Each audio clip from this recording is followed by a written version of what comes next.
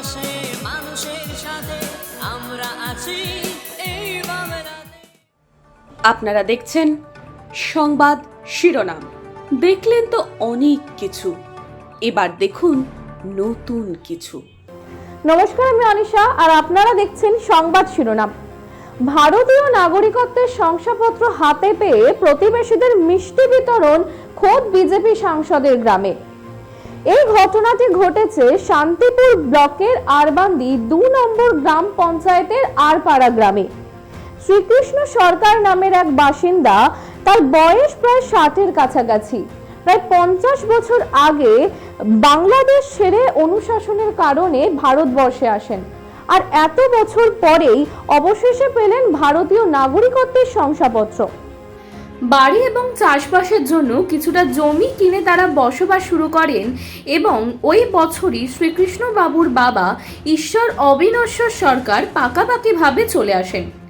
এরপর voter card, ration card, electric, পরবর্তীতে আধার card, এভাবেই নানান পরিচয়পত্র হলেও সম্প্রতি নাগরিকত্ব আইন পাশ হওয়ার পরে তারা যথেষ্ট এই দুশ্চিন্তায় ছিলেন, কিন্তু ভরসা রেখেছিলেন কেন্দ্রীয় সরকারের ওপর।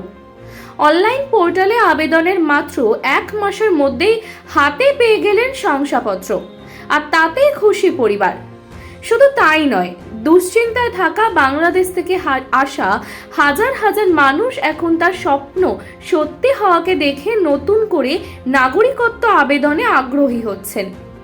শংসাপত্র হাতে পেয়ে পরিবারের পক্ষ থেকে একই এলাকায় বাড়ির প্রাক্তন সাংসদ এবং বর্তমানে রানাঘাট লোকসভা কেন্দ্রের বিজেপি প্রার্থী জগন্নাথ সরকার সহ আরএসএস এবং বিজেপি কর্মকর্তা সহ সকল নাগরিকদের মিষ্টি খাওয়ান তারা। হ্যাঁ, পেলেন তো? পেলে পাওয়ার পরে কিভাবে পেলেন? আবেদন করেছিলাম, আমার ছেলে আবেদন করেছিল, তারপরে হিয়ারিং হয়েছিল। হিয়ারিং করার পর দুই দিন পরেই পাইছি। তো অন্যান্য মানুষ যারা দুশ্চিন্তা, এই যে যখন সিএ যখন লাগু হলো বা আইন চালু হলো, তখন কি একটু দুশ্চিন্তা হতো?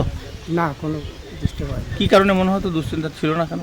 দুশ্চিন্তা ছিল যে এই দেশের নাগরিকতা হলে ভালো হয়। এমন কখনো মাথায় চিন্তা এসেছিল যে কাগজপত্র সংক্রান্ত কোনো সমস্যা থাকলে আপনারা এই দেশ থেকে চলে যেতে পারেন বা থাকতে পারবেন না, এরকম একটা অসুবিধা ছিল? এখন এই সার্টিফিকেট আর অসুবিধা। সার্টিফিকেট পেতে গিয়ে কোনো ধরুন অনেক টাকা খরচ বা অনেক ঝামেলা বা কাগজপত্র জোগাড় হচ্ছে না? কোনো ঝামেলাই হয় না। হ্যাঁ, ঠিক আছে। তো এখন কি বলবেন অন্যদের জন্য? সবাইকে আবেদন করতে বলবো, কোনো অসুবিধা নেই।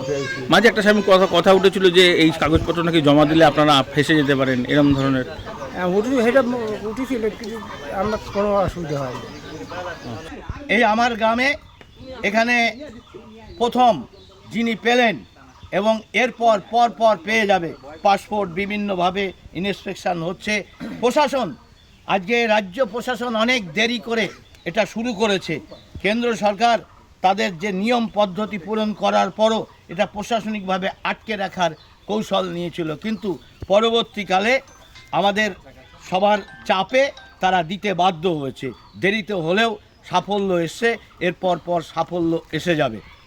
অনেকেই বলছে কাগজপত্র নাকি জটিলতা থাকছে, কী ধরনের কাগজ দরকার হচ্ছে? কোনো জটিলতা নেই। জটিলতা হলে আমাদের কাছে যোগাযোগ করতে বলছি। সমস্ত উদ্বাস্তু নাগরিকত্ব দেবো, গ্যারান্টি। আর তার সঙ্গেও যারা এদেশে সংখ্যালঘু যারা ভয় পাচ্ছে, তাদেরও কথা দিচ্ছি, সে যদি ভারতকে ভালোবেসে প্রথম থেকে থাকে, একজন মানুষেরও ক্ষতি হবে না। তার জন্য তাদের পাশে আমরাও দাঁড়াবো। শুধু কি হিন্দু ধর্ম নাকি অন্যান্য ধর্মের ক্ষেত্রেও যদি এরকম কোনো ঘটনা হয়ে থাকে তারাও আসতে পারবে? কারণ ভারতবর্ষে একসময় তো ধরুন অনেক ধরনের ধর্মই ছিল, তো তাদের যদি কোনো কারণে। দেখুন, ধর্ম বলতে আপনি কি বোঝেন? ধর্ম ভারতবর্ষের মানুষ রিলিজিয়ান বেস ধর্ম মনে করে না। ধর্ম হচ্ছে সমাজ ব্যবস্থা, সুন্দর ব্যবস্থা ধরে রাখার জন্য ধী ধাতু থেকে ধর্ম কথাটা সৃষ্টি। গাছের ধর্ম অক্সিজেন দেওয়া, তা আপনি গাছ কি পুজো করে না? শিক্ষকের ধর্ম শিক্ষা দেওয়া, তা মানুষের ধর্ম মনুষ্যত্বের পক্ষে থাকা। অমানবিক কাজ করলে এসে কেউ নাগরিকত্ব পাবে না। মানুষের পাশে মানুষের সাথে আমরা আছি এই বাংলাতে। আপনারা দেখছেন সংবাদ শিরোনাম। দেখলেন তো অনেক কিছু, এবার দেখুন নতুন কিছু।